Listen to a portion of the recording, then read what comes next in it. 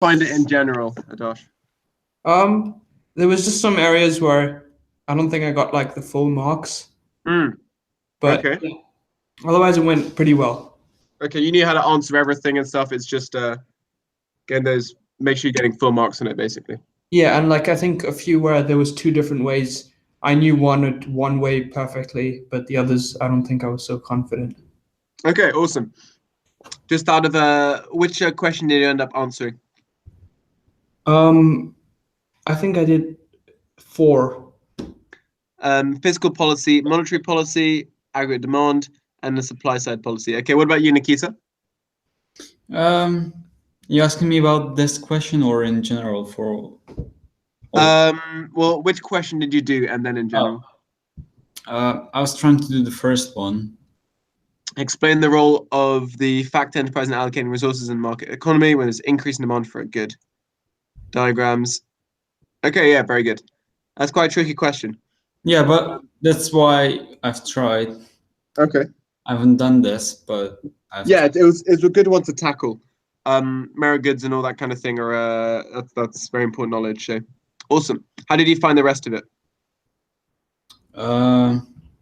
Actually, I haven't like for all this time I haven't practiced like economy really hard. That's why I lost something, and I Okay. have it like kind of hard in general. That's why probably, yeah. Okay. Well, yeah. Let's go through it and then do a bit more practice, and hopefully get you up to speed as well. Have you been catching up on the multiple choice stuff? Yeah. Okay, awesome. Good. So let's have a look. So yeah, it's about Iceland and Ireland, and we're looking at things like the national output, their inflation rates, and then about crisis and text here. Okay, use production possibility curves to compare the changes in the output of the Republic of Ireland and Iceland shown in figure 1. Okay, Adarsh, how did you approach this? I created 2 different production possibility curves. Okay. For Iceland, I had a certain point, and there was that point moved closer to the line, like to the frontier. So that would be the increase in the GDP, and for Ireland, it was the other way around. It went closer to the origin. Okay, so how did you know that for Ireland it was getting closer to the origin? Because at the end it decreased total. Yeah, very good. And how do you know it wasn't the curve moving and it was the point moving inside the PPF? Because they're talking about unemployment and things, and yeah, so they're still available, but they're just not being used. Ireland, Iceland. Yeah, very good. And although, however, when we have long-term unemployment, what do we sometimes discuss? That the skills deteriorate, so yeah, the entire frontier shifts to the left. Exactly. Do you know what the term is for skills deteriorating due to long-term unemployment? No, I do not know. Hysteresis. Okay. Hysteresis. Okay. Awesome. Did you agree with that, Nikita? Yeah, I think so. Yeah. Okay, yeah, you haven't done all of this part yet, have you? So let's have a look. So yeah, use to compare. So what did you do in terms of comparison, Adarsh? So you drew your 2 curves. Yep. And then did you add any explanatory text or I just showed the difference in how they moved. You just drew 2 diagrams, no words. No, I explained how one moved closer to the origin while the other. Okay. Like 2 different opposite arrows. So, explain arrows and words. But for these kind of questions, it's not enough to just draw the diagrams. You also have to actually compare them. So say, this one's moving in, whereas that one's moving out because of the changes. Okay. So let's have a look on the mark scheme here. Can we zoom that in a little bit?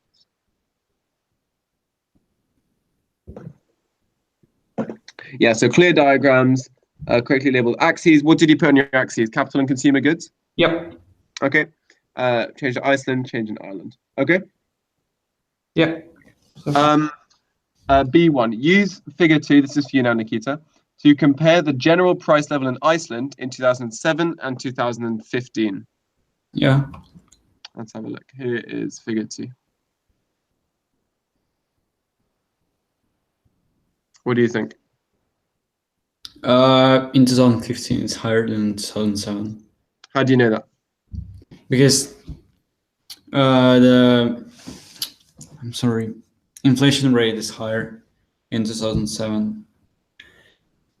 So, I mean, this bar is higher than this bar, right?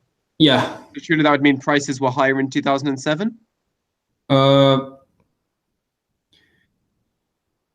it's higher in 2015 How do you know? because one bar is higher, the price level is like lower because it's an inflation rate. It's like Yeah, exactly. We're not talking about the prices. We're talking about the increase in inflation, right? So the difference between 2007 and 2015 is going to be all of these bars added up together, isn't it?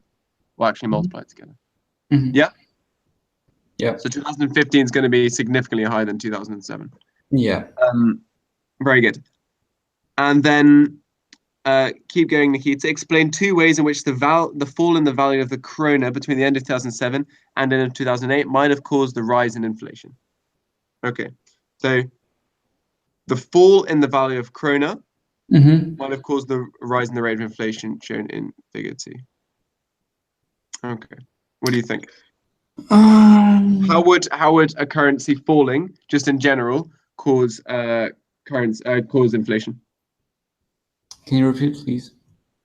How would depreciation in a currency cause inflation? How would that work?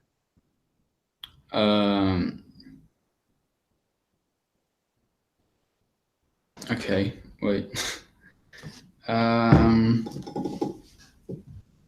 How depreciation in a country or in the value, right? Yeah, depreciation of your currency causes inflation in the economy.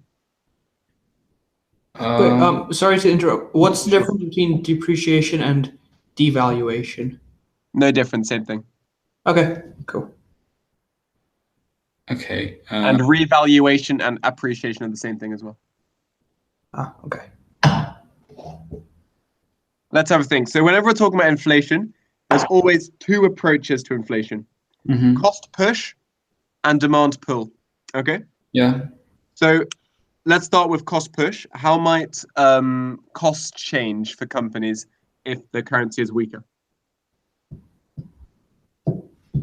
They will be lower, right? Costs would be lower. So okay, let's say you're a transport company, okay, and you have to import all your oil from Russia, let's say, okay? Yeah. If your currency gets weaker, is that oil going to become more or less expensive? Less. So I need to import. Yeah, you're importing it. You're importing your oil from Russia, Iran, wherever you want. Yeah. So let's say if your currency is weaker, so you used to get 10 rubles now for a pound. Now you only get 5 rubles for a pound. Yeah. It's all going to get more or less expensive. More expensive. More expensive, right? Yeah.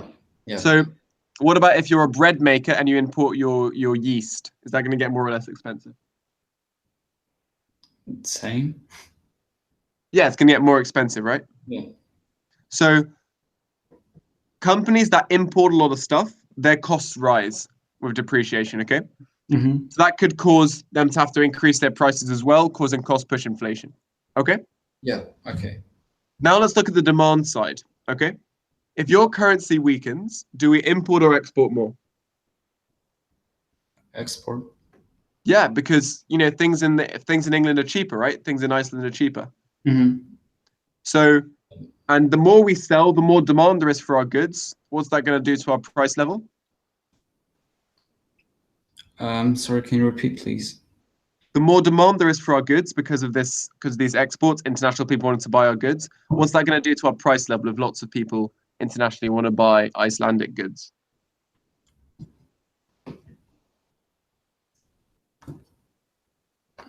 If lots of people want Icelandic goods, that means higher aggregate demand, right, in Iceland. So what's going to happen to the price level? Could be higher. Yeah, it's going to be higher. So do you see that this depreciation in the currency causes both an increase in inflation because of cost push factors, but also because of demand pull factors? Mm-hmm. Okay. Yeah. Wait, And can you explain that? I'm kind of lost as to why how that creates demand pull inflation. Because if it's cheaper, then rather than a shift in the demand curve, doesn't it just move down? okay, yeah, right. So if the price in the economy changes, right? So let's say an apple, the average price level of all goods in the economy was, £10, and Yeah. then that changes to £8, then you're right. It's a movement along the curve, right? Okay. Yeah. A depreciation of the currency is not the price level changing. The apple still costs £10. It just costs a different amount for other currencies. Do you see? It's much okay. Makes sense. It's cheaper for them. Exactly, but not. It doesn't actually affect the overall price level like directly. Okay. Makes sense. Yep. So Nikita, are you good? Are you good on this demand pull? This demand pull thing. Mm-hmm. So as it becomes cheaper, as landed goods become more competitive, because the currency becomes cheaper and cheaper, people are going to buy more Icelandic goods, which is going to cause there to be inflation in Iceland. Okay. Yep. Yeah. Mm-hmm. And I think that's a 6 mark. Yeah. So 2 ways, something like that. Mention 2, and then you can even include some of the data from the text as well. It fell by nearly 60%. That's going to cause a lot of inflation. Okay. Yeah. Let's have a look what the mark scheme says. So, recognition that the fall will lead to a rise in the price of Icelandic imports because of cost push inflation, and then fall in the value of Ukraine will lead to fall in the price of Icelandic exports, and this could mean demand pull inflation because they're more competitive. Okay. What does it mean by the net exports and the aggregate expenditure causing that inflationary pressure? Like, how does that work? Okay, so On the right column. we always when we talk about the aggregate demand, we use the aggregate demand equation, right? What's the equation? I don't know. It's going to be the consumers, Yeah. the government, Yeah. the exports. Yeah. What else is there? What firms spend, we call that investment. Oh yes, and foreign direct investment or something. Yeah, that's kind of part of exports. Oh. And we subtract imports. Okay. Yeah. So the equation looks like. Don't they usually say net exports? So wouldn't that go under? Yeah. So this is gross exports minus gross Okay. imports, Okay. or you can just call this NX, right? Net exports. So when we're talking about net exports, if you have a depreciation in the currency, exports are going to rise, and at the same time, imports are going to fall.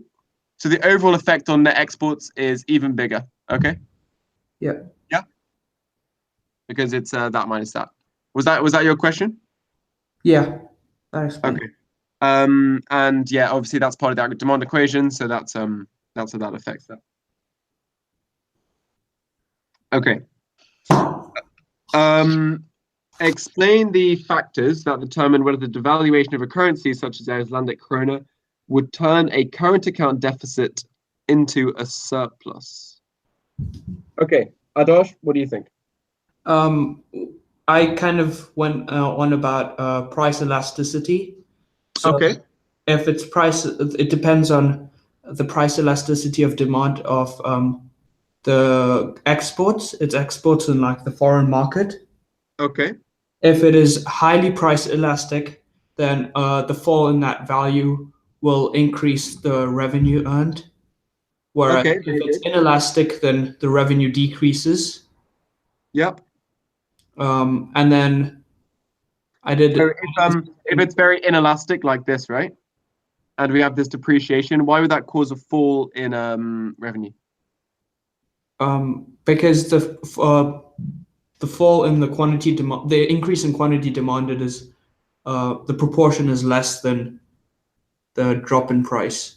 Yeah, so the price goes down. Let's say the price goes down a little bit like this.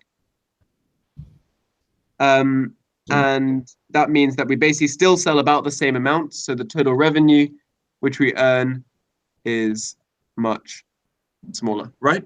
Yeah. And is this much smaller in our currency's terms or in, I don't know, some other currency's terms? It would be in our currencies. No, it would be in. Wait. It would be in some other currency. Yeah, because the amount of revenue we get's the same. Like Yeah. we sell 1,000 apples for $10 each, whether the dollar's strong or weak, it's about the same, right? Yeah. Basically, we're going to sell 1,000 apples in the beginning for $10 each, and then we're going to sell about 1,050, let's say. Okay, but still for $10 each in our currency's terms. Yeah. Yeah. So in our local currency, the revenue is going to go up slightly. Agreed? Yeah. But actually, in terms of how many US dollars that's worth, you're right. It's a worsening of the current account position. Okay. You have to be really clear about what currency you're talking about when you're discussing this kind of thing. Okay. Okay. Yeah. Keep going. And then you would also have the elasticity of demand for Iceland's imports. Yeah. Then that works the same way, but the opposite in terms of if it's more elastic, then since it gets more expensive, then the import will decrease, so it's more likely to get it into a surplus. But if it's inelastic, then you're more likely to stay in that deficit. Yeah, beautiful. And so who sets the elasticity of elasticity of imports? Who sets that? What do you mean by who sets that? It would be the local. Yeah, Icelandic, right? Yeah. And what about for exports? It would be the foreign, all different countries. Yeah, very good.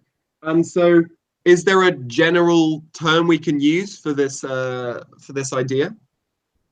Have you heard of it? I forgot what it's called, but I've heard of the term. It's the Marshall-Lerner condition. Yeah. Okay. Have you heard of it as well, Nikita? Mm-mm. So do you understand this idea that actually, even though we might have a devaluation, a depreciation, that can actually be worse for us if we keep buying lots of imports, which are now more expensive, and we don't actually export that much more. Do you understand the idea? Mm-hmm.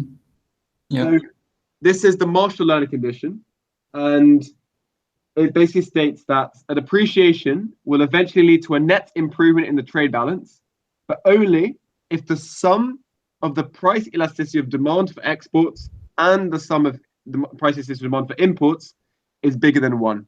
Okay? Mm-hmm. If it's less than 1, then you're going to get a worsening. Okay? Yeah. So tell me about short run and long run, right? Let's say we're talking about price elasticity of demand for iPhones, okay? Let's say their price jumps up a little bit tomorrow versus the price jumps up and then we decide whether to buy or not in a year's time, okay? Mm-hmm. Does time make us more elastic or inelastic to price?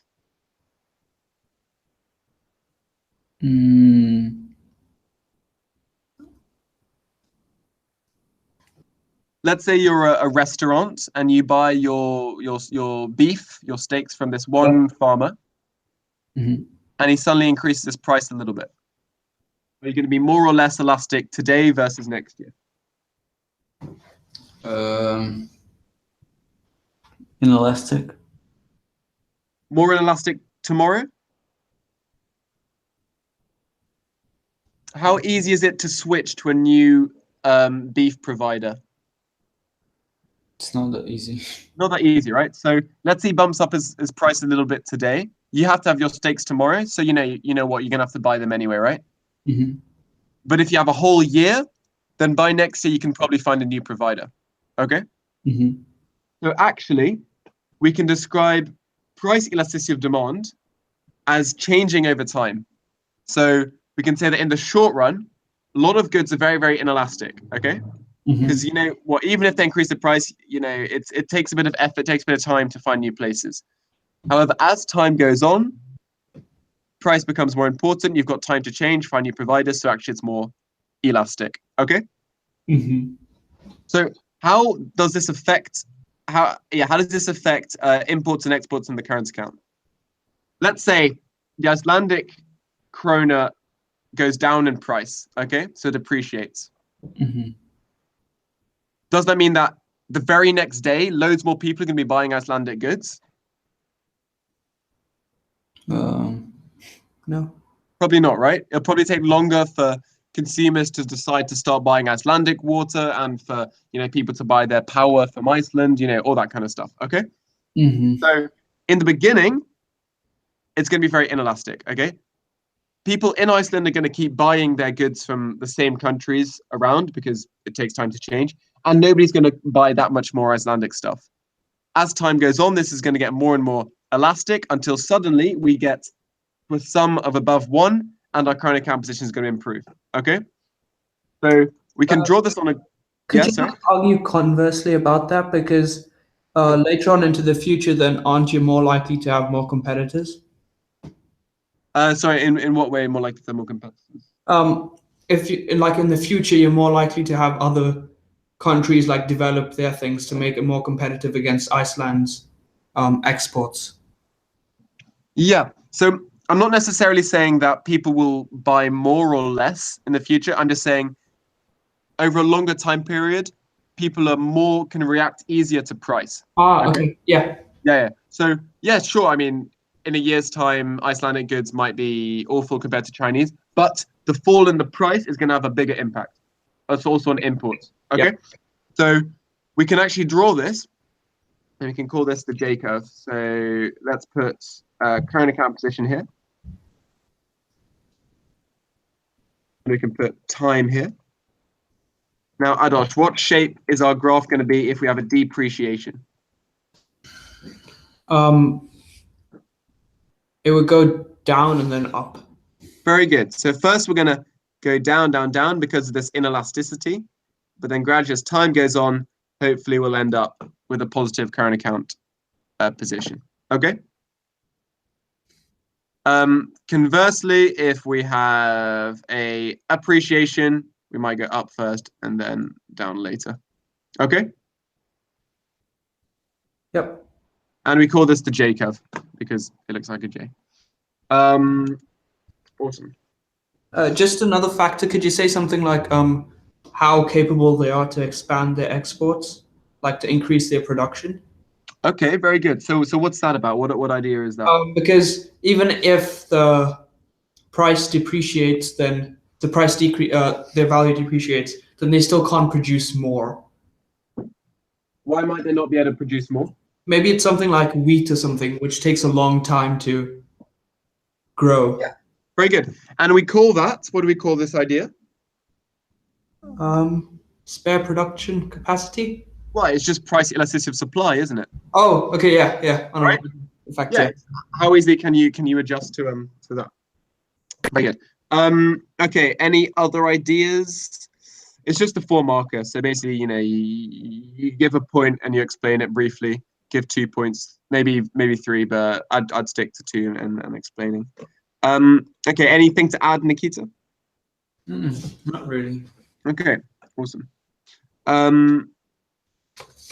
And you could also say, the size of the devaluation. If it's a tiny devaluation, then you're probably not going to be brought into a surplus. You could say if you're like a fundamentally unproductive economy, then that's not going to work either. If you've got, if you love importing and you import loads of stuff, and so there's loads of factors you could discuss there. Yeah, at least 2 factors and explained for 4 marks, and then basically the factor, and then you can explain it. What kind of stuff do they say here? Yeah, time period under consideration, prices of demand, other currencies. Oh yeah, whether other currencies lose their value against the krona. So the krona could depreciate against, I don't know, an irrelevant currency which it doesn't trade with much anyway, and other currencies could fall against it.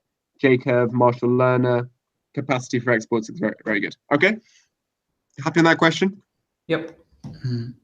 Does Discuss whether the costs to an economy of managing its exchange rate outweigh the benefits of such a system. Okay, Nikita, how does managing an exchange rate work?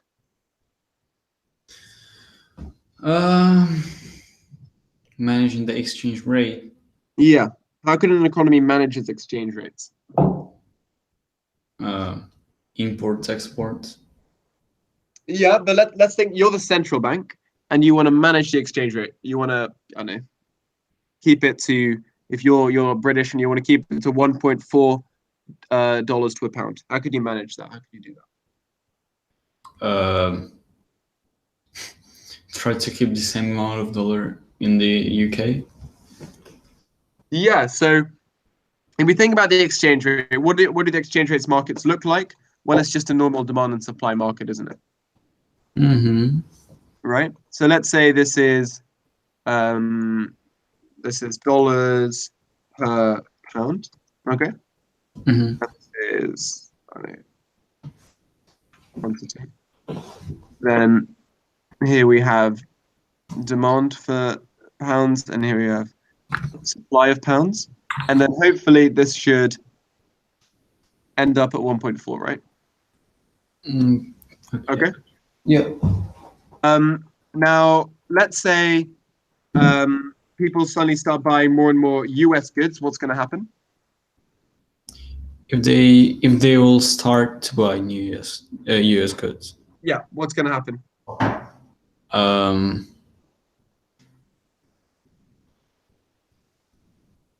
Probably dollar will be more expensive. Yeah, but let's look at the pound, right? Mm-hmm. So let's start with supply and demand. How is supply and demand going to be affected by people in the UK buying more US goods?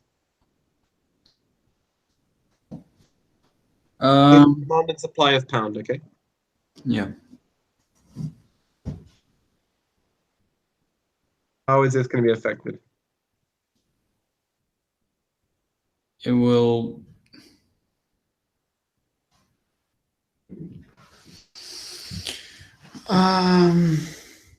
Would demand for pounds be affected? Yeah, I think so. Who demands pounds? Who demands pounds? Isn't it will be the shift in a demand curve, like in a demand? Okay, so this is the exchange rate, right? So people who want to buy stuff in England, with their US dollars, have to demand pounds. They want pounds to buy stuff in England, to be a tourist. That's demand for pounds. Demand for pounds is set by other people internationally wanting pounds. Okay. The supply of pounds is people within the UK domestically giving up their pounds for another currency. Someone wants some Japanese yen because they're going to go visit Japan. Then they supply their pounds onto the exchange rate market and get some yen back. Okay. Yeah. So if people in the UK are buying more American goods, which curve is going to shift? Supply and demand.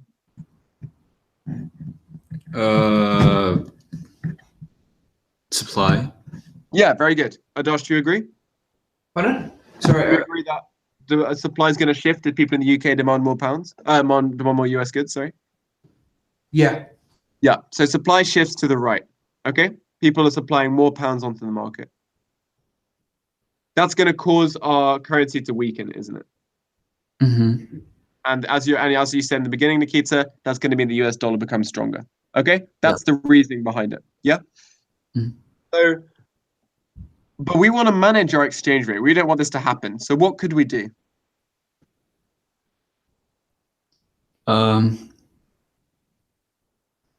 Buy pounds for US dollars in the UK. Yeah, exactly right. So the central bank has loads and loads of dollars. It just sits on this huge amount of money, okay? Foreign exchange reserves, we call them. Yep. And if this happens, you know what? It buys up loads and loads of pounds and swaps them for its dollars. That's going to increase demand for pounds. And that's going to get us to go back to the point where we want to be. Okay? Yep. Mm-hmm. That's how exchange rate management works. Okay? Let's quickly do the reverse. let's say no one wants to buy US goods anymore. So what curve is gonna shift now? If now a lot of US people want to buy UK goods, what's gonna happen now? Demand curve will shift. Exactly right. So now our exchange rate's too high. What can we do? Opposite thing. Yeah, we can buy, the central bank can buy US dollars with its pounds. Okay, Mm-hmm. very good. And that's how you can kind of keep it within this range. So why would you want to do this? Why do you want to keep it within this range? I don't really know. I mean, the sense, from my point of view, the sense of this, like, things, because nobody knows what's gonna happen if something will change. That's why they want to keep this.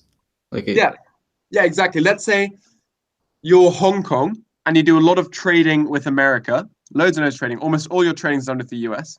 Mm-hmm. Do you want your exchange rate to be jumping about the whole time up and down with the versus the US dollar? Not really, but for some people it's much better. Yeah, I mean for traders it's probably great. Yeah. But for imports and exports, for restaurants and businesses and big banks, you don't want that much uncertainty, right? Yeah. You want to know any Hong Kong dollars you earn is going to mean this much US dollars back home. So Hong Kong pegs its currency to the US dollar. Okay? Keeps it within a certain range where it can't go above or below. Okay? Mm-hmm. Yeah.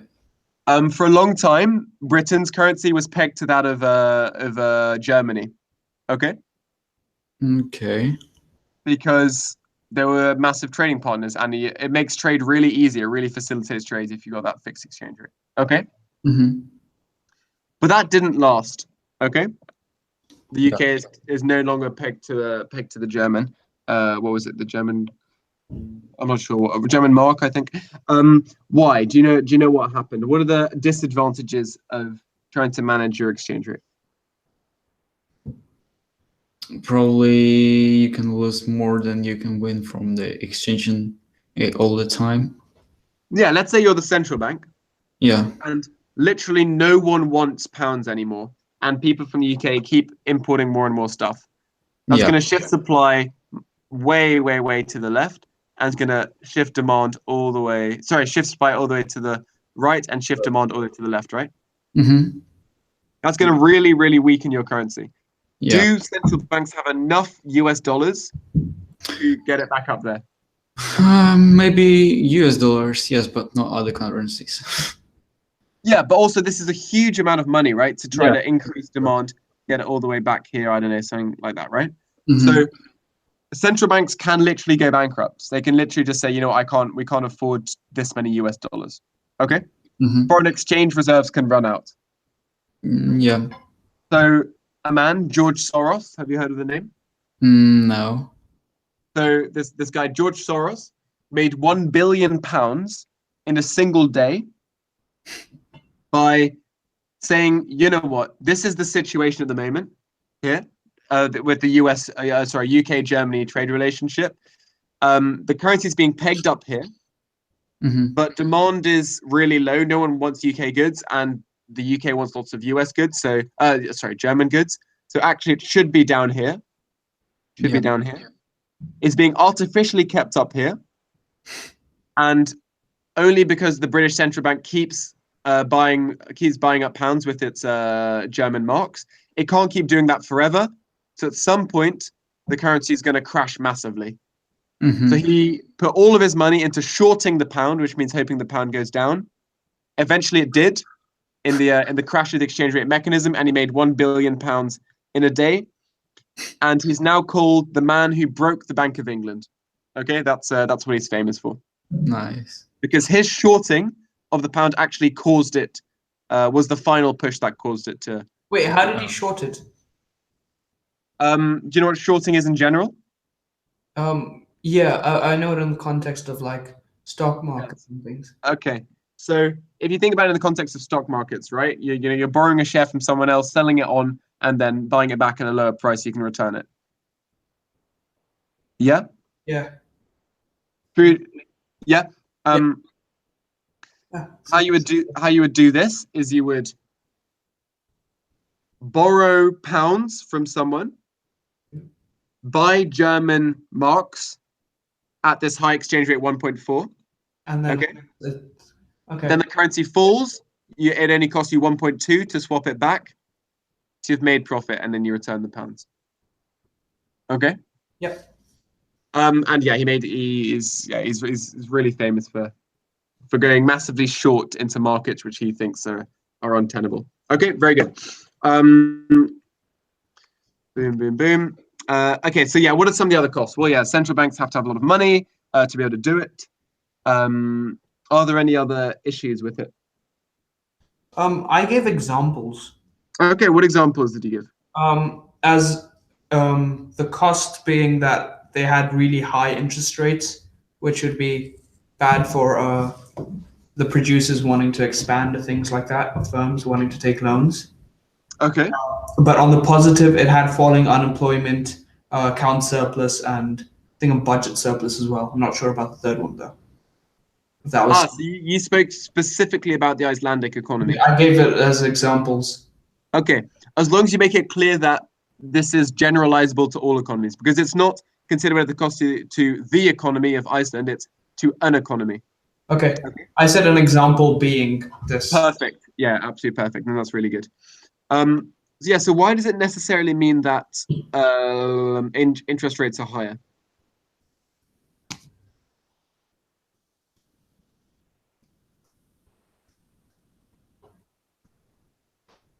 Wait, pardon? Sorry? Why would that mean that interest rates are higher? I think that was to reduce the demand pull inflation. Yeah. And if we're looking here at our currency diagrams, if you're down here, but you want to be up there by pegging it, then you can cause hot money flows, right? To try to shift it back up there. So how could you cause hot money flows? Higher interest rates. Yeah, exactly. You're going to have to higher up interest rates. That's going to increase demand for the pound so you can get back up there. But as you say, high interest rates are bad for the economy, right? Yeah. So there's a big trade-off there, isn't it? Between managing you have to choose basically. Either you get to manage your interest rates or you get to manage your exchange rates.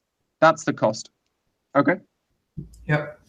Or you can do what China does, and you can manage both your interest rates and your exchange rates, but then that has one big cost. Do you know what that might be? I don't.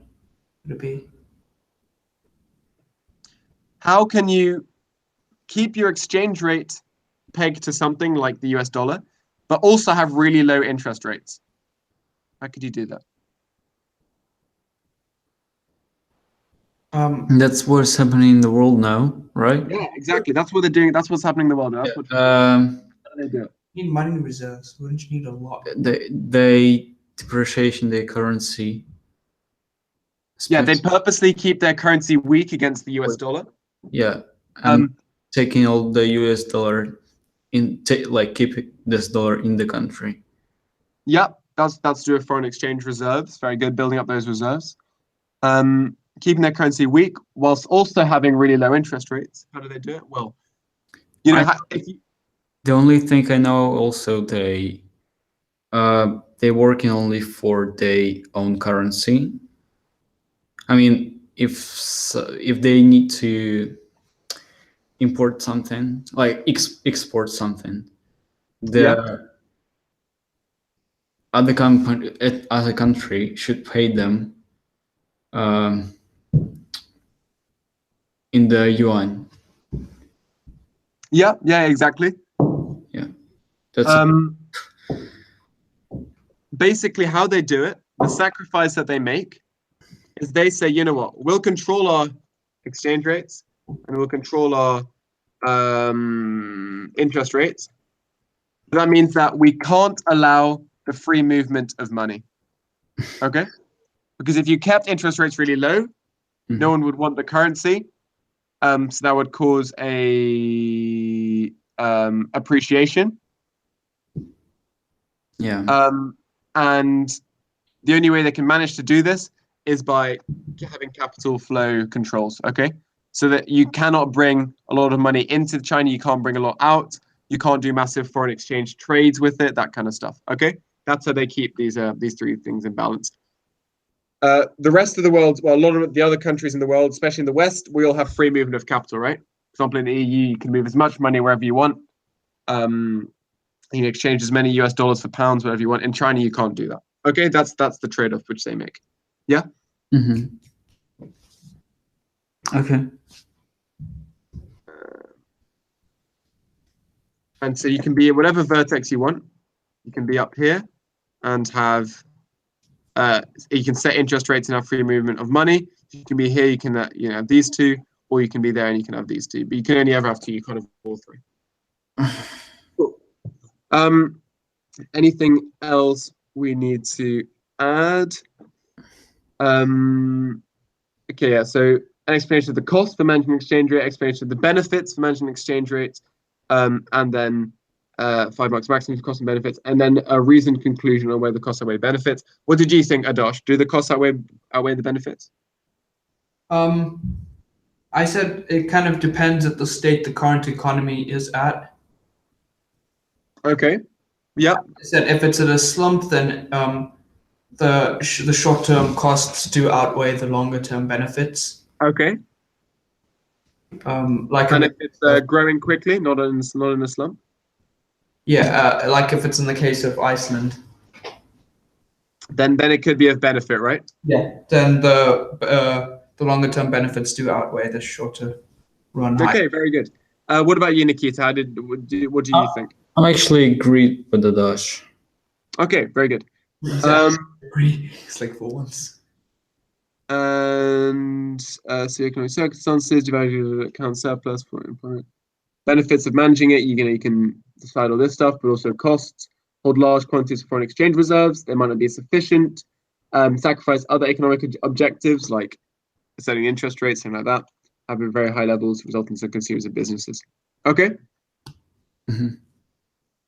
So yeah, Adosh, I'm sure your answer would have been absolutely fine as long as you keep, as you said, saying an example of this and keep generalizing it to all economies. Okay, very good. Let's have a look. Let's start with Adosh's question and then see how far we get with Nikita's. Okay. Okay. Please tell me the difference between fiscal and monetary policy. So fiscal policy would be in terms of the government spending and taxation policies. Very good.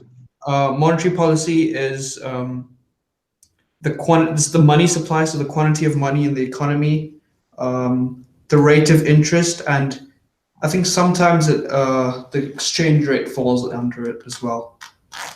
Yeah, it does. If you're managing exchange rate, then that's part of it as well, right?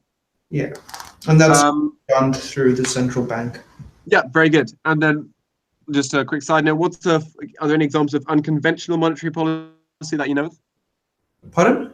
Are there any examples of unconventional monetary policy that you might have heard of? Honestly, I'm not really sure what you mean by unconventional. So conventional monetary policy is, the economy is not doing too well, let's lower the interest rate. Okay, let's increase the money supply. Let's devalue our currency. Yeah, unconventional, I don't know of any unconventional ones. You can't think of anything? An example of it might be helicopter money, which is a form of money supply. Basically, you're just like in a helicopter, throwing money out of the helicopter. So you just add £100 to everyone's bank account in the economy, for example. Okay. And another form is quantitative easing, which you might have heard of as well. Yeah, I've heard of it. Yeah, these come under interest rate monetary policy as well. Okay. Okay. Awesome. So explain the differences. Share each can be used to increase aggregate demand. Nikita, how can you use fiscal policy to increase AD? Can you repeat, please? How can you use fiscal policy to increase AD? Do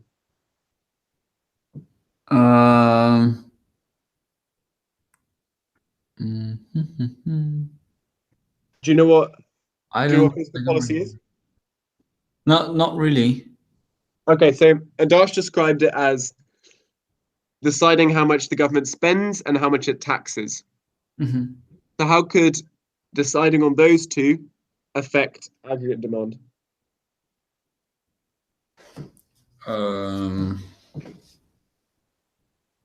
If the government spends more, Is that going to lead to higher or lower AD? Higher. Higher AD, right? It's in our equation, C plus I plus G plus NX. Okay? Yeah. So let's draw this out on a graph. Which kind of aggregate demand graph do you prefer? Neoclassical or Keynesian? The first one. Neoclassical. So the one with bang, sorry, I won't go like this. This is the one you prefer. Like that? I think so. Yeah. Okay, because there's also the one where aggregate supply increases like that, right? But this is the one that you're used to. We'll stick with this one. Okay, so government spending increases. Which curve shifts?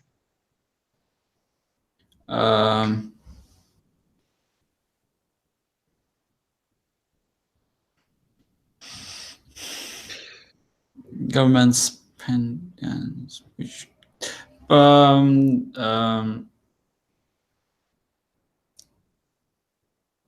the AD shifts Left or right? right. Very good. And that leads to a, what does that lead to?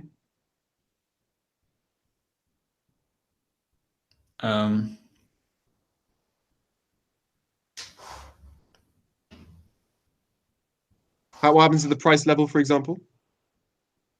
Can you repeat, please? What happens to the price level? It's going to be, it will be higher. Yep, very good. What happens to total GDP production? Why?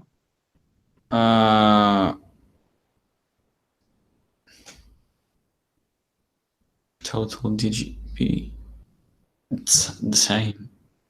I mean, it's higher. Yeah, higher, right? Yeah. What about the amount of unemployment? Lower. Why do you think so? How can you tell this from the graph? If everything is higher, nothing can be lower. Well, it depends. Unemployment is lower. Maybe. Employment is high. Yeah. How can you see this from the graph? Do you know? Not really. What is the amount of unemployment? So the LRAS, okay, the long run aggregate supply, is the amount that the economy could supply if we were on the edge of our PPF, okay, if we were right here, okay? So it's the maximum potential production of an economy, okay? Yeah. Whereas Y is our actual production, how much we're actually producing, okay? Because usually we're inside our PPF, right? We're not usually, although on the outside. So if Y increases by Y to Y1, what happens to the amount of unemployment? Well, we can measure unemployment as the distance between actual output and maximum output, right? This is the amount of unemployment we have in the economy. Okay? Unemployment will be lower. Very good. Right. There you go. Positive. You what, sorry? It means positive. Yeah, exactly. So actually you can get a surprising amount of information just by looking at these ADAS curves. They can be quite useful. Okay? So fiscal policy, you're going to want to increase or decrease taxes. If you want AD to increase. I don't know. Well, what do you think? Increase probably. So if you increase taxes, is that going to lead to higher AD? Let's have a think. If you earn £1,000 a month, and the government takes 20%, but then they increase that to 40%, you've only got £600 left a month. Are you going to spend more or less than before? Less. Less. So most likely consumption will fall, right? So probably firms will invest less, so investment could fall as well. These kind of things. Okay? Yeah. So expansionary fiscal policy to expand the economy is generally lowering taxes and increasing government spending. Okay? Okay, yeah. That is how fiscal policy can be used to affect the economy. Yep. Awesome. Adarsh, talk me through monetary policy. Any type of monetary you like. Okay, so in terms of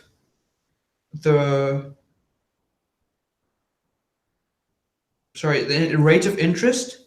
Yeah, talk about interest rates, for example. So interest rates, if you have a higher interest rate, people are more likely to save. So you'd reduce the interest rate to increase aggregate demand, because that. Okay, very good. Why are people more likely to save with a higher interest rate?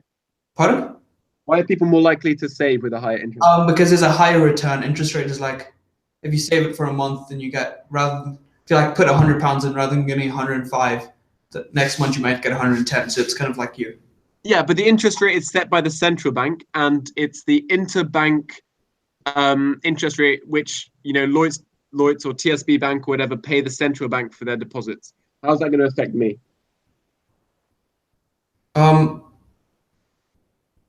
Because then that in turn determines how the kind of interest rates you're going to get from them. Why? Because I don't know how to put it, but like they are kind of like the middleman. Yeah, exactly. So Yeah. lower interest rates will get passed on to consumers because all the banks are competing with each other, right? Oh, okay, yeah. There's also So if the Bank of England offers a lower rate, then all the banks will compete each other down to that lower rate. Yeah? Very good. So I'm lowering interest rates to try to boost my AD. People are deciding to save less, you've said. What happens then? that aggregate demand increases. Yeah, very good. Because if you don't save, you spend. Yeah. The opportunity cost of saving goes down. So, sorry, the opportunity cost of spending goes down, so people do more of it. There's that, and people are more likely to take credit and loans. Why are they more likely to? Because then the rate of interest has decreased, so the cost of borrowing decreases as well. Yeah, very good. So credit is cheaper, and you don't get any interest on the bank anyway, so you might as well go spend it. Are there any opposing arguments In terms of interest rates? I don't know. So you say that lowering interest rates means that people save less. Okay, I'm a pensioner. I've got a lot of money in the bank, and you know I spend the savings. I spend the interest. I've got $1 million in the bank. Sorry. That makes sense. The people on the fixed incomes lose out. Not fixed incomes. It's people with a lot of savings in the bank, right?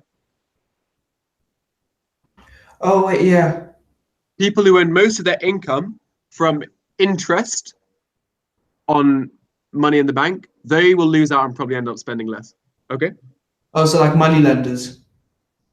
Not money lenders as such, just people like you and I. If we're retired, you don't work anymore. So all of your money is in the bank, and then you usually just spend the interest.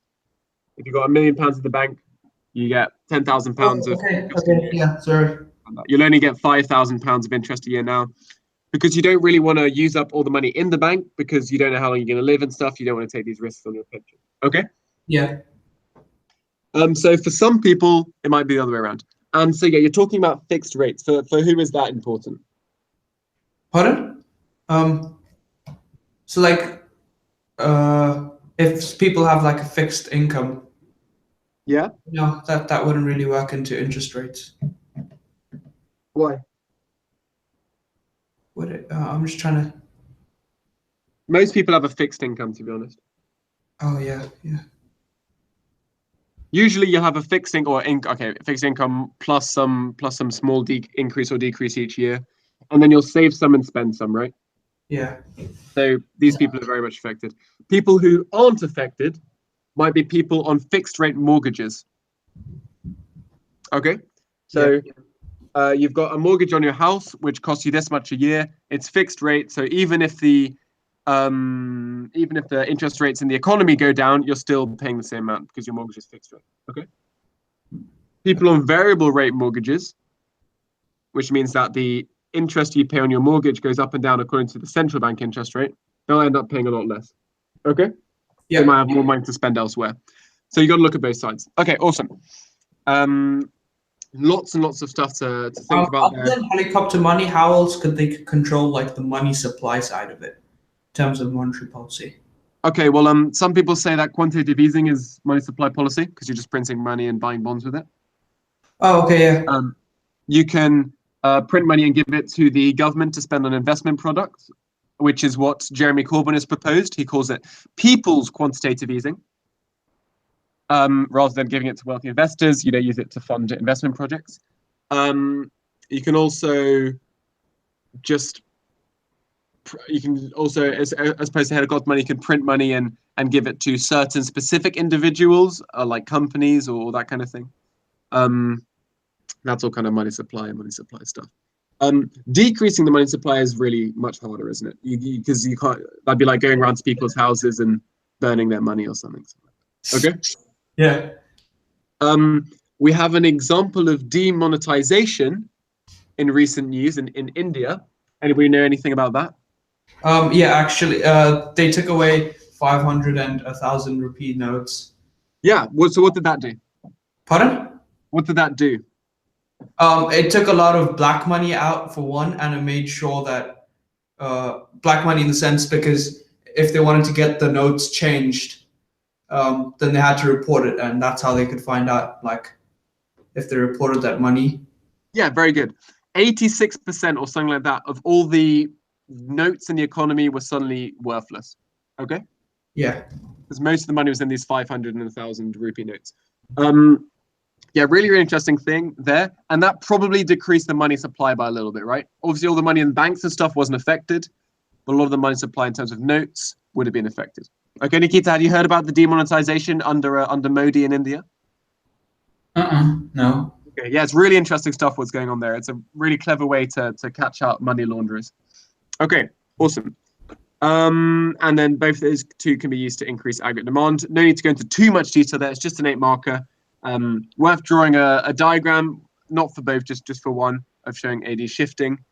Yeah, very good. Anything to add to this question? Are you ready for part B? Nothing really, no. Okay, awesome. Discuss whether supply side policy is more likely to be successful than fiscal policy when the economy is faced with inflation. Okay, Nikita, what is supply side policy? I don't know, something like connected with the government, right? Yeah, you're right. It's definitely connected with the government. So if you think about monetary and fiscal, what could supply side be? Can you repeat, please? Something. So we've spoken about monetary policy and fiscal policy. Mm-hmm. Now let's have a think about supply side policy. So supply side policies are generally longer term policies which aim to improve the efficiency of the supply side, so firms and how much they can produce. Okay. Mm-hmm. Okay. So can you give me an example of something which you think might improve the effectiveness of firms, basically grow the economy, increase the PPF, shift the PPF to the outwards? What could do that?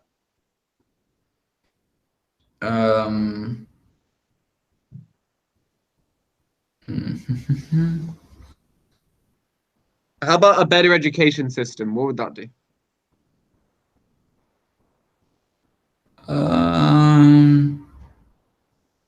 Maybe. So let's say the government invests in lots of good schools like the Cambridge Leadership College, sets up loads all over the country. Could that mean that the country becomes more entrepreneurial and people are more effective in business, that kind of thing? Yeah. Yeah. But how long is that going to take to have an effect? Oh. Ages, right? Yeah. And it could be quite expensive. Yeah. And you know what? It might not work. It's quite risky.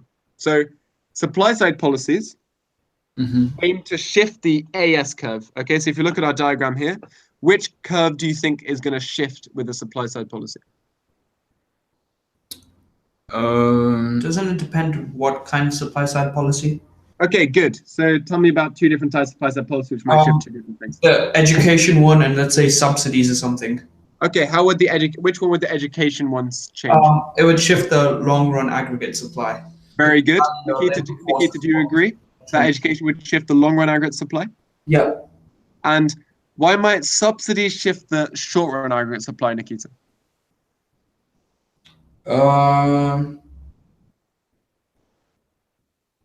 Maybe because it's not that long. Yeah, subsidies can work pretty quickly, right? Yeah. And does it affect the total amount that the economy can produce, a subsidy? No. No, right? Yeah. It's not better workers or anything or better equipment. It just you're giving money to a producer so they produce slightly more. That's going to shift the short run aggregate supply. Okay. Yep. SRAS is affected by the price of the factors of production. Okay. The long run aggregate supply is affected by the quantity and quality of the factors of production. That's how you separate the two. Okay. Subsidies will lower the price of the factors of production, so it's an SRAS. Improving education will increase the quality of labor, so that's an LRAS. Okay. Very important distinction. Make sure you get that down. Make sure you remember that on the exam. Okay. Yep. So, is it more likely to be successful than fiscal policy when the economy is faced with inflation? What do you think, Adash? So if it was like the normal answer that I would give, I'd explain what a supply side policy was. Yep. So that's like what the government does to affect the aggregate supply. Very good. And then I'd give examples like maybe education or training, something like that. Yep. And then I had different ways of so usually supply side policy, depending on which one it is. So I gave a few, and so when it's faced with inflation, then I gave an education for supply side policy. Supply side policies are more likely to they're less effective in the short run, but more effective in the long run, because they assume that that the cost of production decreases, and that's therefore passed on to consumers if it's a cost push inflation. Yep. Whereas for fiscal policy, the demand just decreases because taxation has a more immediate effect than an increase in subsidy. Okay, very good. So you could say that depending on what time horizon you're working on, one might be better than another. Okay, what else can we look at? Nikita, do you have an idea? So we've talked about time horizon. What else? Which one's likely to be cheaper? I'm sorry, I don't really like in this. Yeah. Cheaper for what? To the government. Is fiscal or supply side policy cheaper? Supply side. I guess. Oh no, wait, no. Fiscal. So how would fiscal policy change inflation? How would you set your fiscal policy to lower inflation?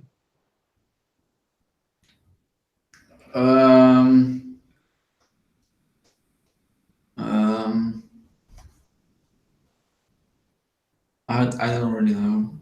So inflation is too high, right? Yeah. You want to reduce spending in the economy. So what would you do to fiscal policy? Would you increase or decrease tax? Decrease. Decrease tax to give people more money to spend on things.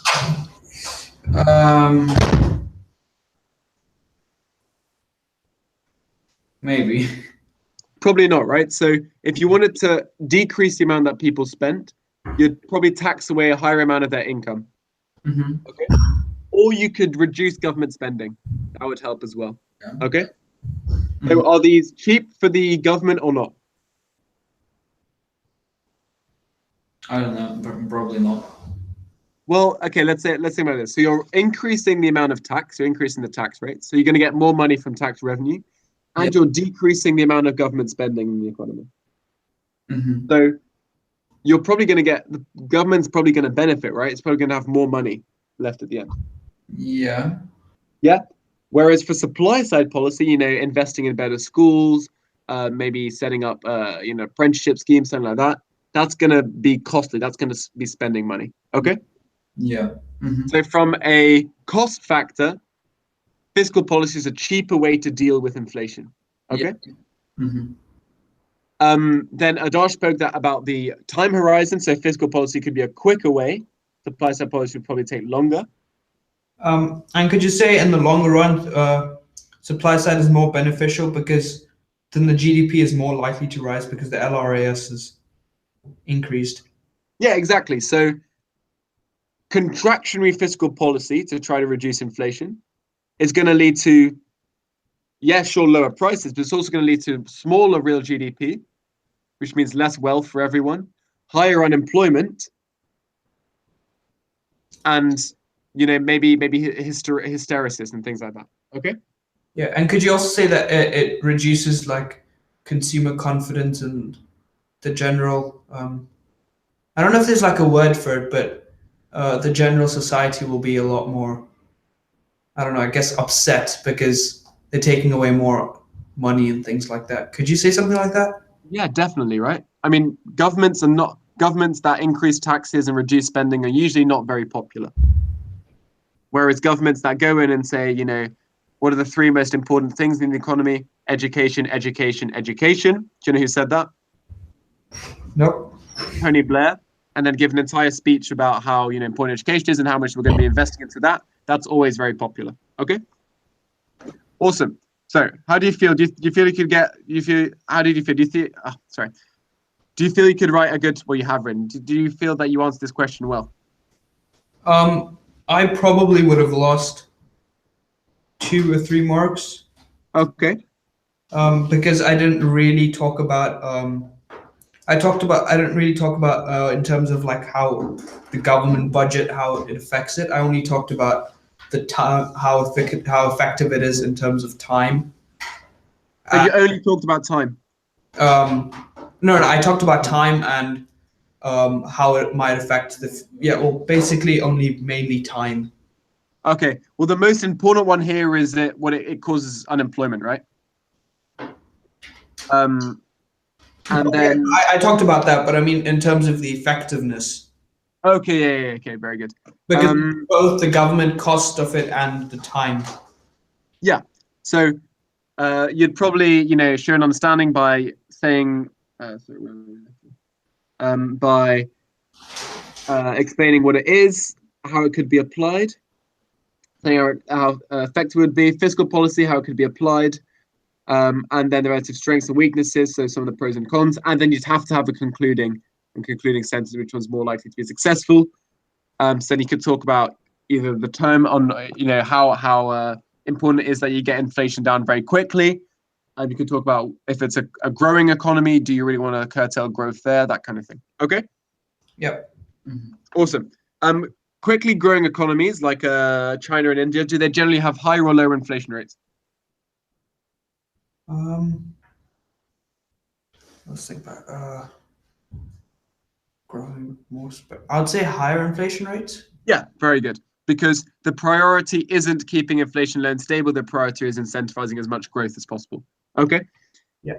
So in Kenya, I think the inflation rate is something like about 8 or 10% a year, but it's growing very quickly, so it doesn't really matter. Real GDP is growing massively. Okay. Boom. Let's have a look at question 2. Nikita, what is the factor enterprise?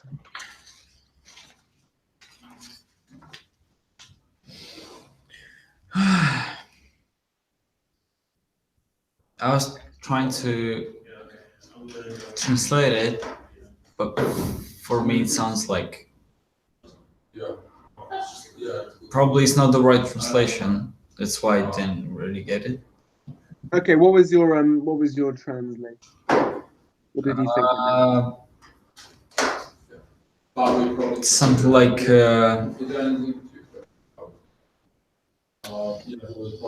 the translation of enterprise, and that's actually it.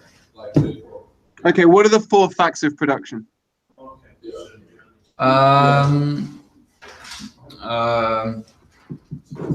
4 facts of production. What 4 things do you need to produce? Adarsh, help him out. Sell, so capital, enterprise, land, and labor.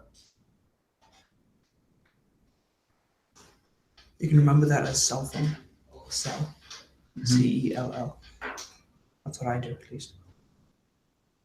Okay. And what is capital? Those are man-made goods that usually assist in production.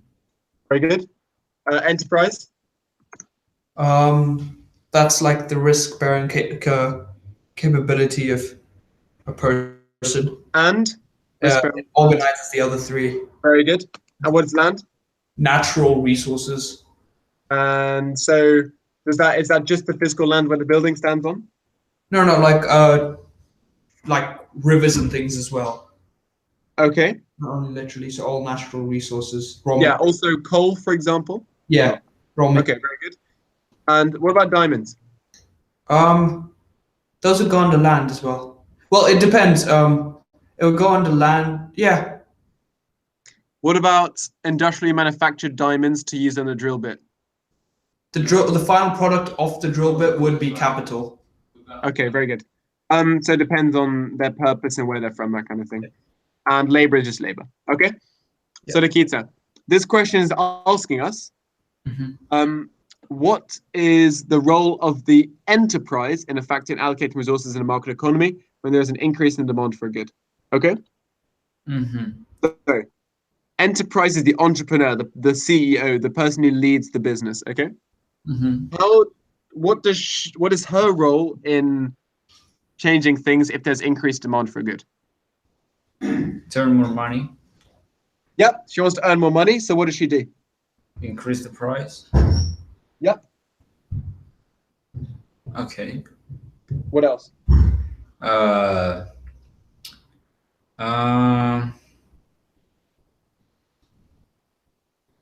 Like maybe expand production. Yeah, maybe sell more, right? Yeah. So what diagram could you draw for this question?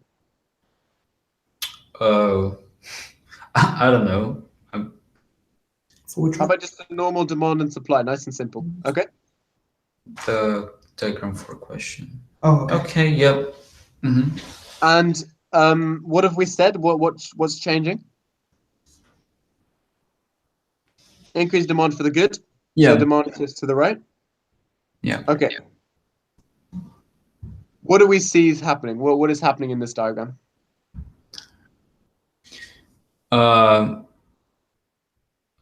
Higher demand. Yeah, very good. And now what's happened? What's the effect? Price higher, more quantity. Yeah. So this happens by itself through the invisible hand, but only because entrepreneurs are causing this to happen, right? Yeah. Entrepreneurs, as you said, are increasing the price and increasing their quantity, increasing the amount of production which they devote to it. Okay, so they're going to use more capital, more land, and more labor to produce more. Okay. Yeah. So, Adash quickly mentioned the role of the factor enterprise. So he said something to do with risk taking and organize the factor production. So we've discussed here organizing the factor production. So increasing the price and using more capital, land, and labor to produce more. Okay, quantity going up. What about the risk-taking aspect of her role? How does that affect things?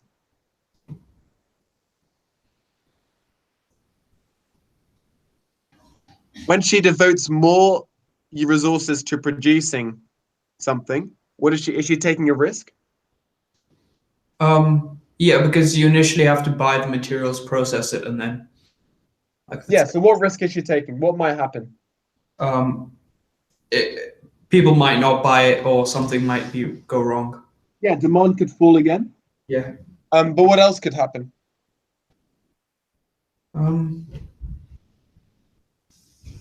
I don't know. What about if supply went up massively? What about if loads of people started supplying it and entered the industry? Oh yeah, then the price would dramatically drop. Exactly. So this entrepreneur has to be very clever about it. She has to decide, okay, how much more resources I'm going to put into it, while considering, okay, demand is changing, but supply might also change. Okay, there's a huge degree of risk in being an entrepreneur. You could lose a lot of money, you could make a lot. Okay. Yeah.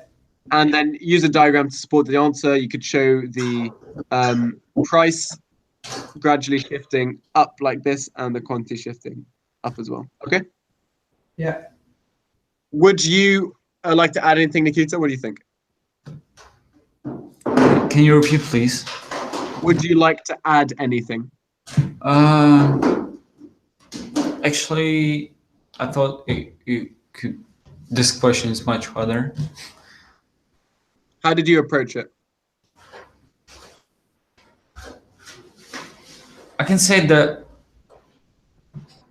in this question, like there is something inside this question. What's actually the answer? I don't know. It's not like really hard one. Yeah, it's kind of a mixture, right? You have to. I found this quite confusing, this question first when I read it, but then when you say explain the role of the factor of production enterprise in allocating resources, and this is quite a bad way to have written it, I think. Okay, Adarsh, do you have anything to add, or do you think maybe say that the reward for this is rent. That might get us mark. Okay, reward for what? Sorry, rent. Sorry. The reward for this is profit. Yeah, very good. What is the reward for capital? That would be forgot. Interest. Oh yeah, okay. Interest, and then wages or salaries for land would be rent. Okay. Happy with these four, Nikita? Okay. These are the factors of production. Very important for when we're looking at all supply side kind of things, okay? We can use Adarsh's technique of cell to try to remember them, okay? Okay, yeah. And obviously they each earn different things. Capital earns interest, enterprise profit, land rent, okay? So basically, the entrepreneur will pay rent to the land, wages to its labor, interest to the capital, and anything that's left, they'll take as profit, okay? Awesome. Let's have a look at part B. Discuss two methods of increasing the provision of merit goods in a mixed economy. Consider which is more likely to be effective. What is a merit good?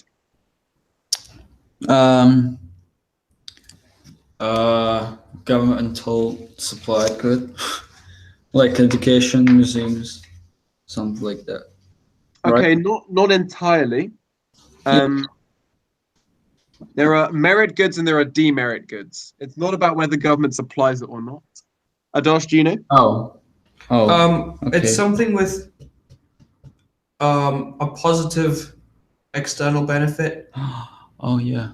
Yeah, coming back to you, Nikita. It's the good which you can use for a lower price it actually costs. Something like this. I would say. Oh like, no, it's the other way right. around. That's demerit. If you can use it for less than it costs. Yeah. Yeah. So Demerit good, because then the social cost is so much higher than the private cost. Like a cigarette. You're almost there. You're 90% there, Adarsh. The final stage is to make a distinction between merit goods and just talking about externalities, okay? Because goods can be merit or demerit without actually having any externalities. Oh, okay? Then merit goods are underconsumed. Very good, okay? It's about their consumption. And that might be because of externalities, but there could be other factors causing it, okay? Yep. Can you give an example of a merit good, which is a merit good for any reason? Vaccines? Vaccinations. Nikita, why do you think those might be merit goods?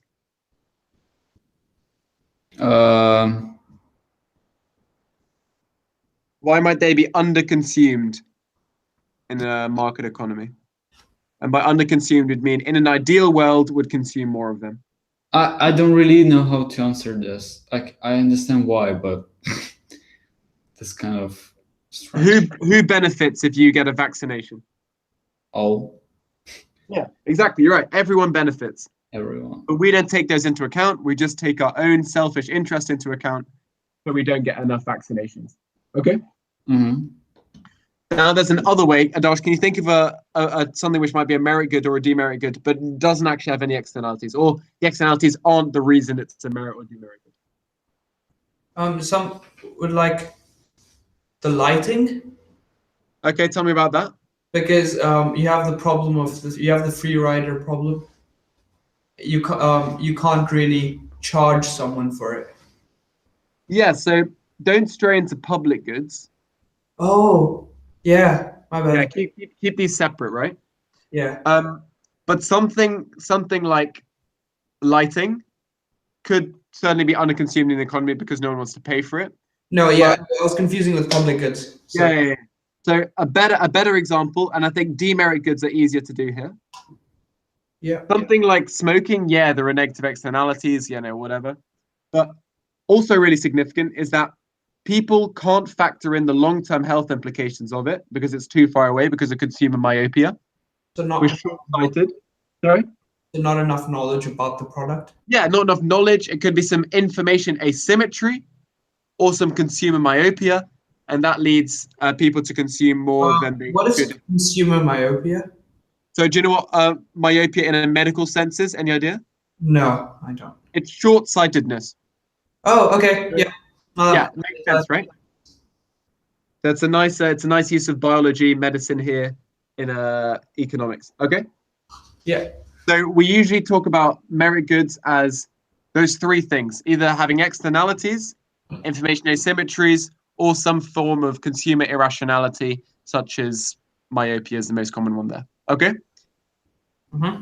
Going to the gym is a merit good, not because there are positive externalities because you look prettier if you go to the gym. It's because there are long-term health benefits which are really good for you. Okay, but people can't factor those in properly rationally. Yep, fine. Yeah. Mm-hmm. So, Nikita, what is a mixed economy? There are two types of economy. Like I can't remember the names. That like how it's called. Like one is governmental, but it's called differently or the same, and the other one is like free economy. And, or a market economy. Yeah. And we can call that the one run by the government something like fixed. Sorry? Do they usually say fixed economy? No. A fixed economy. I haven't heard that. But Planned economy. Yeah, very good. And a mixed economy is obviously going to be a mixture of the two, right? Mm-hmm. Yep. Which every single economy in the whole world is a mixed economy. Okay. Yeah. And they're just mixed to different degrees. So the US is probably more free market compared to someone like China. And discuss two methods of increasing the provision of merit goods in a mixed economy. Give me an idea of how you could improve increase the provision of a merit good. Okay. For example, like, okay, for example, it happened after USSR because in the USSR it used to be a planned economy. Very good. And after it started to be like a mixed economy. Okay, so how do they increase the provision of merit goods? More people become like a free, I can say. And they, as you said, like if they want, they can go to the gym, for example. And they did it because other people who opened this kind of businesses, they create it and people can use it. Okay, so I guess the point you're making is that in a more free, the freer the market, the higher the provision of merit goods? No. If there is a free market in the economy, there is a provision. Yeah. So, but not enough are provided. That's the issue. Not enough are provided or consumed. That's why it's a merit good. So, what could we do to boost that supply? What could we do to boost that provision? What do you think, Adosh? I think it's supply and also the demand. So one way Okay. of educating the economy about like the benefits of the market, like more about the health benefits of going to the gym. Okay, very good. Yeah, so talk about that a bit more. What would that do? That would increase the demand for it. Okay, how? How? So you're educating people. What does that do? That makes them more aware. Yep. So it reduces information asymmetries. Yeah. That's one bit, and then Information failure. yeah, and that's not as effective in the short run. It takes a longer time for it to be as effective as other measures, and some being like direct provision. Which is Good. So that's when the government itself provides that good. So maybe like creating the gym and making it open and free for everyone. yeah, exactly. So if have you guys learned the externalities diagram? I have. I remember it. Nikita, what do Maybe, but I can't remember. okay, let's quickly recap it because it's very obviously useful when we're talking about merit goods. What do we put here on the y-axis? Anyone? Far away. I don't know. What is? Cost or benefits Mhm. in pounds. And what do we put on our x-axis? Quantity. Very good. Now tell me some curves. I want a good with negative externalities of production. Okay. So you just draw a normal demand curve first. Okay, but is it a demand curve? Pardon? Yeah. Yeah, and then you draw a supply curve as well. So Okay. that demand curve would be your, I forgot what you call it. No, it's not demand curve. It's your social benefits, which is also your private benefits. Okay, so social benefit, just SB, or what do we call it? Yeah, you could call it SB, social benefits. Well, we're talking at a marginal level, right? Marginal social benefits. Oh yeah, okay.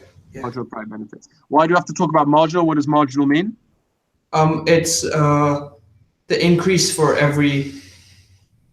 like if you purchase one more, the amount of. Yeah, exactly. If it was total social benefit, what would the curve look like? It would just be positive. It would be rising. Yeah, of course, the higher quantity, the more it benefit. Okay. Yeah. So we have to talk about at a marginal level. Are you following, Nikita? Yep. Awesome. Oh, not plus, equals, sorry. And for a good which has no externalities in consumption, the marginal social benefit is exactly equal to the marginal private benefit. Society benefits by the same amount as we do when we consume this good. Social is private plus external. Okay? Yeah. So S equals P plus E. Okay? Mm-hmm. So if MSB equals MPB, that implies that MEB, the marginal external benefit, is 0. Okay? Okay. Yes, do you agree? S equals P plus E. So let's get rid of all the M's, get rid of all the B's. Yeah. S equals P, so therefore E must equal 0. Fine? Mm-hmm. Now let's have a look at costs. So we've done benefit, now let's have a look at costs. Adarsh? Then you have to draw another curve to the left of it. So like, yeah. Very good. So we have two. The second curve that you drew is the marginal social cost, and the one on the right is the marginal private cost. Okay, so let's start here. We'll call this the marginal private cost. We'll call this the marginal social cost.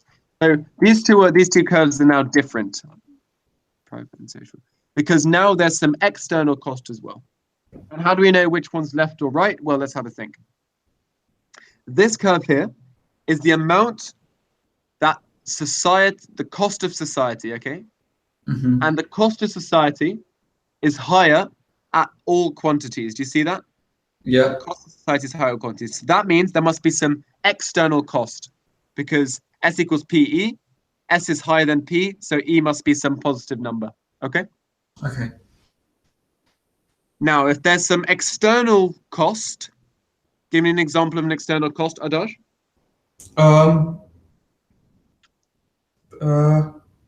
So just like the smoking thing? Second Yeah. smoke? But let's because we're talking about production here, right? Oh yeah, okay. Sorry, production. Maybe like a quarry or something. Yeah, well, what does the quarry do? When it like mines the limestone and stuff, there's a lot of smoke pollution. Yeah, exactly. Smoke pollution, which means that there's some external cost. People face some external cost. So the marginal social cost is higher than the marginal private cost. Have you seen these curves before, Nikita? I think so. Okay, very good. Yeah, these are very important, and you can get so many marks if you draw these correctly in an exam. Okay. Beautiful. So that was a quick sidetrack just to make sure you knew this curve. Actually, yeah, Nikki, let's quickly do one more of this. Can you please help me draw this curve in the case of positive externalities of consumption? Give me an example of a good which has positive externalities of consumption.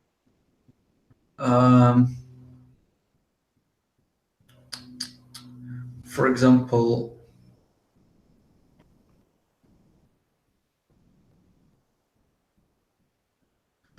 can I ask you positive externalities of consumption? It means Sure. like if you smoke and second and smoke, it's negative.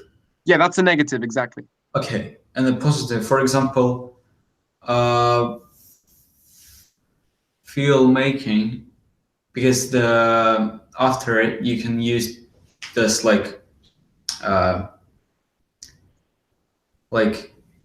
leftovers, I can say. You can use the bitumen to make roads.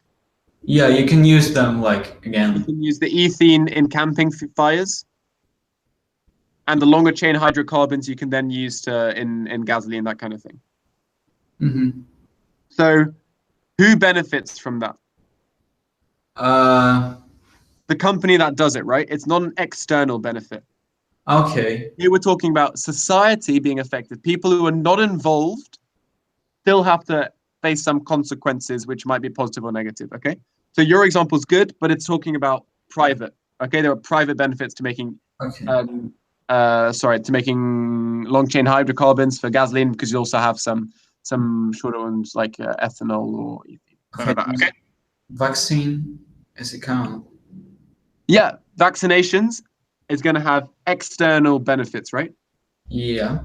And are these benefits visible when they are produced or when they are consumed?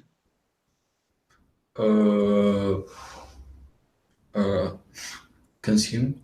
Yeah, exactly. Producing vaccines doesn't help anyone. Yeah. It only helps it when people actually use them. Okay. Mm-hmm. So now tell me, show me what would this graph look like for vaccinations? Okay.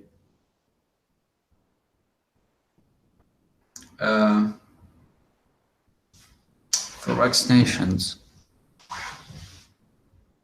Isn't it the same? Or no, the opposite? Yeah, so let's start on the production side, right? So there's not many production, there's no externalities when making vaccinations, okay? Mm-hmm. So MSC Yeah. equals MPC. Happy? Yep. Okay. Now, I need to add a curve, right? Where should I add this curve? Demand, or does it look like a demand or a supply curve? Demand curve. Yeah, very good. Let's say it's there. Mm-hmm. What will I label my curves now?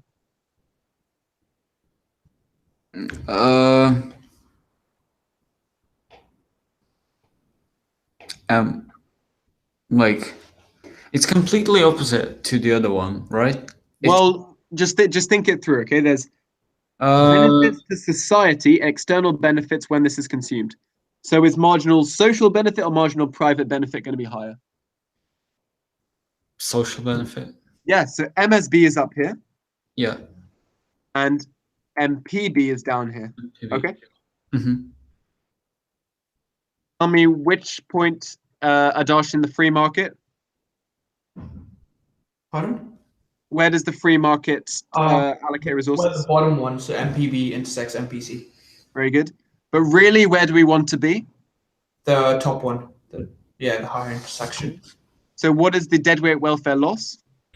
That gap times by the social benefit. So what does the shape look like, sorry? A rectangle. Like this? Yeah. So we want to be here. Oh, actually we're here. So this is how much we're losing out. Sorry? It would be a triangle. Yeah, well, what triangle? Which bounded by what points? So drop straight down from MSB to MPB. I'm sorry, drop straight down and then go left to the MPB intersection. This triangle. Okay, so let's have a think. So, is it that? No. We are here. I thought it'd be like a. Okay, we are here. Yeah. But we wish we were up here.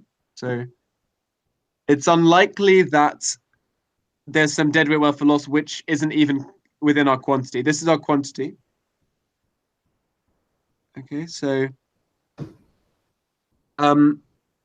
any deadweight welfare loss is going to be something within our quantity. This is outside of how much we're actually producing. So this is kind of, it can't be here, okay? What this curve implies is that we're losing out on this distance here, this external benefit, okay?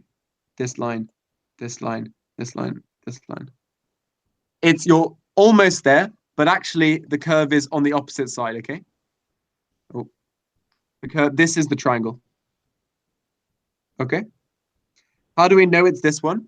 It's because we are here. This is our quantity. We could benefit by this much if we move to this point there, because this is the added benefit of moving to that point. It's the benefit minus the cost. Okay. Because this is the cost, so it's got to be above this line. And this is the benefit. So this is the distance. You could society would benefit by this much. Okay. So it's that nice triangle there. Okay. Okay, Nikita, can you try to do it on this curve here, where we have these negative externalities of production? What would the triangle look like? Where are we in a free market? Which point? MSC. No, wait. Yeah, MSC probably. In a free market, we're going to only look at private costs, right? We're not going to take it down. Sure. So we're going to be here. Yeah. But we're going to wish we were here. Okay. Society wishes we were there. So where is the triangle? Go straight up from MPC. Yeah, because this is the extra cost which society is bearing. And then it's this nice triangle there, okay? And the way you can remember it is that the triangle points in the direction you want to go, okay? You want to reduce your quantity, so the triangle points that way. Okay. And over here, you want to increase your quantity, so the triangle points that way. Okay. Yep. Both of you happy on that? Yep. Okay, awesome. Yep. So yeah, we've discussed two methods to increase the provision of merit good. We looked at direct provision, which is just, opening up some free gyms for anyone to use, making it really, really cheap. Let's have a look. How, let's say, producers. Sorry. You can subsidize for the current producers. Yeah, subsidize the current producers. That would reduce the price as well. Let's say we subsidize current producers. That's going to shift marginal private costs down here, because now there's some private benefits of doing it. That's going to lead to a higher quantity over here as well. Okay? Yeah. Now let's say, what are some of the disadvantages and advantages of these? What is Nikita, what might be a disadvantage of subsidies?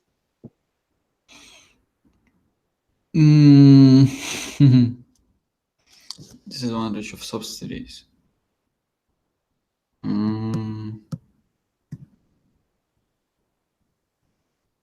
Let's say you subsidize gyms. Will people necessarily go to the gym more?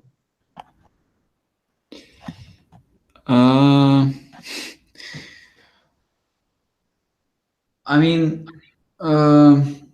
it depends on the. Actually, yeah, they if you will subsidize gym, like you will make all the gyms free. Yeah, people will go. More people will go. But Yeah, hopefully more people will go, right? yeah, But you can't be sure because maybe instead what's going to happen is just more people are gonna, I know, go to the gym sauna and just sit in the sauna, or like whatever. So it could work, but people might be motivated by other things. People might just not be going to the gym because they are literally too lazy and they can't care how much it costs. yeah, Okay. maybe, yeah. And it's also quite expensive subsidizing all these gyms everywhere. Okay, that's money which you can't spend on other things. So opportunity cost. Opportunity cost, exactly right. Mm-hmm. And so then the other idea that we had was an information increasing knowledge about going to the gym and the benefits of it. Well, could be expensive as well, but probably not as expensive as subsidizing. Also might not work. Like you see a leaflet, oh, go to the gym more. I don't know. Is that going to affect anyone? Maybe not. Okay. Yeah. More education in schools about how good going to the gym is, that kind of thing. Those could all work too. Okay. Yeah. Overall, which is like to be more effective, Nikita? Probably informative one. You think information, Adash? I think it depends on the product itself. Yeah, exactly. If it's demerit because there's excess demand, then the provision and the subsidies might work. But if it's under consumed because it's just lower demand, but they supply capabilities, then Sorry, if it's demerit, subsidies would work. Pardon? Sorry, did you say if it's demerit, subsidies would work? No, if there's production capabilities, but the demand is lower than what, Oh yeah, exactly. Okay. then information might work. Yeah. So both, consider both. Argue whatever. Always best to have a nuanced conclusion, which means say they kind of both are good in different contexts. Actually, And yeah, sorry. yeah, I'm sorry. Yeah, what I mean by informative one is better because you can't subsidize really expensive things. I mean, if you will subsidize gyms, it will cost you the same price if you will just like, I don't know, sponsor few schools or ask them to give the information about like how good is this to jogging like every morning maybe. Yeah, exactly. Like it depends on the context of it. Yeah, it will react more people than you will subsidize gym maybe. Yeah. That's why. Yeah, it's about how many people you can affect. You probably can't subsidize every gym in the entire UK without being too expensive, but you could probably target every school with some leaflets and stuff. Yeah. Okay, awesome. Any final question? We can quickly go through question 3 for a little bit actually. Explain how, unless you've got any questions on anything we've done so far. Nope, nothing from my end. Okay, Nikita, any? No. Okay, yeah, let's just go through this question for a few minutes and then call it a day there. Okay, and what, are you going to be there as well next week, Nikita? I'm sorry, can you repeat, please? Will you be here next week? Sure. Okay, awesome. Explain how economists, and both of you, offers open to both of you. If you want me to have a look at any essays or anything, just pop them to me on the Slack. And then, do you have Slack as well, Nikita? Yeah. Okay, yeah, pop them to me on the Slack, and then I can mark it for you, talk it through with you, any questions you've got in the sessions. Okay. Okay. Yeah. Explain how economists use the concept of elasticity to distinguish between substitute goods and complementary goods. Okay, very quickly, what is the cross elasticity of demand for a substitute good? It's like ketchup and mayonnaise, probably. Okay, and the XED, the cross elasticity of demand, is it positive or negative for substitutes? For substitutes, maybe negative. I would say positive. Yeah, let's have a think. What is the formula for XED? The change in quantity demanded of that good over the price of the other one. Product A. Yeah. So, complement, Nikita, Mhm. the price of B goes up, Yeah, is that going to lead to people buying more or less of A?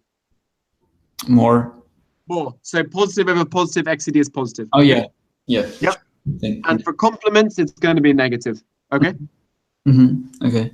I find this quite a this part A very easy. Just talk about elasticity, talk about XCD, cross elasticity of demand, and then you can easily distinguish there by positive or negative substitute and complementary goods. What's an example of complementary goods? Bread and butter. Yeah. Yeah, bread and butter, very good. Mayonnaise and ketchup, obviously for substitutes, is a good one. Except in Belgium, we make this disgusting sauce called cocktail sauce, which is a mixture of ketchup and mayonnaise. So be careful with that. You put that on the burgers for someone. It's like this pinky thing because I've mixed it. It's not very good. Okay, discuss which measure measure of the different types of elasticity of demand is most useful for a business when setting the price for its product. So what are the measures of elasticity that we could look at?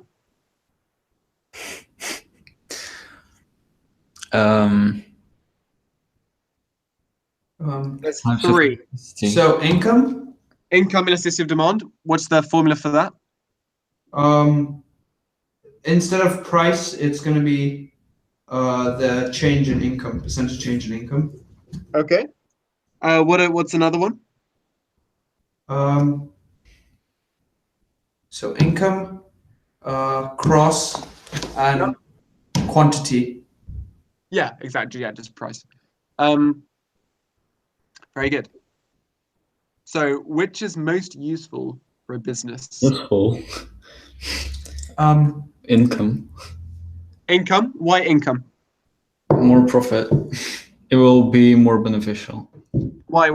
How could a business use income? I actually say quantity demanded. Adarsh, let's hear Nikita's justification for why income could be the most useful. As I understand, the price of your product depends on your income, right? Okay, so if you're making more income each year, for example, you can put higher price on your product until you will see the no difference. Yeah, so if you see incomes go up, yeah, and you know that you have an inferior good, for example, yeah, then you might have to decrease your price to try to get more people to buy it, right? Yeah, sure. Adarsh, why do you think price assisted demand might be better? Because then even if incomes do not change, you still have an idea of what price point to put it at. That's one. And two, wouldn't a change in income also be reflected in quantity demanded? What about XCD? That one, sure, but that would also be part of that would also be like represented to a certain extent in the price. Exactly. So the price elasticity of demand incorporates income elasticity of demand and cross elasticity of demand, okay? Because if there's loads of substitutes, then the price elasticity of demand is going to be really elastic, but people move to the substitutes a lot, okay? And if incomes rise by a lot, then your price elasticity of demand is going to be more inelastic because people don't really care about a couple pennies now because incomes are up so much, okay? So you could make an argument that actually PED is the best because it incorporates price and complements and the effective incomes, okay? But yeah, obviously there's absolutely right. You got to go and you got to say these are the benefits of each one, these are the cons of each one, and then come out with a conclusion overall. Okay. Yep. Thank you very much for this session today. Hope it was useful, and let's do a multiple choice question next week. Okay. Yep. See you guys. Okay. Bye. Thank you. Bye. Thank you. Bye.